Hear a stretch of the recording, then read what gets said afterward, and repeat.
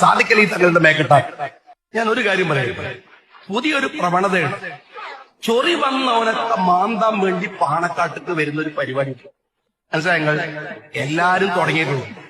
ഞങ്ങളൊക്കെ വെറുതെ കുത്തിരിക്കുകയാണെന്നുള്ള ഒരു വിചാരം ഒരുത്തനും വേണ്ട. സമയം വരുമ്പോ അതെല്ലാരോടോ പറയണത്, എല്ലാരോടോ പറയണത്. മുസ്ലിം ലീഗിന്റെ സംസ്ഥാന അധ്യക്ഷൻ വളരെ കൃത്യമായ നിലപാടുകളെടുത്ത് വളരെ കൃത്യമായി, അദ്ദേഹത്തിന് പരിമിതികളുണ്ട്. കാരണം പാണക്കാട് കുടുംബത്തിനാണ്.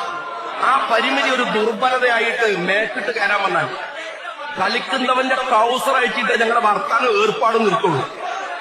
എല്ലാവരോടാണ്. നിങ്ങൾ വിമർശിച്ചോളൂ, എതിർത്തോളൂ.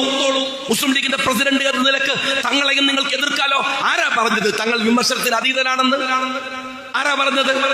ലീഗിന്റെ നേതാവിനെ നിങ്ങൾക്ക് വിമർശിച്ചുകൂടെന്ന് ആരാ പറഞ്ഞത്? എല്ലാരോടും പറയാം, പാണക്കാട് തങ്ങളെ വിമർശിക്കേണ്ടെന്ന് ഒരു വാക്കുപോലെ പറഞ്ഞത്. വിമർശിച്ചോ, എന്താ പ്രശ്നമുള്ളത്? അവർ രാഷ്ട്രീയ നേതാക്കന്മാരല്ലേ, ആരാ വിമർശിക്കാൻ പാടില്ലാത്തത്? ഇന്ന് ഇളമര കാര്യം ചോദിക്കാൻ എന്തേ തങ്ങളെ ആരാടോ വിമർശിക്കേണ്ട പറഞ്ഞത്?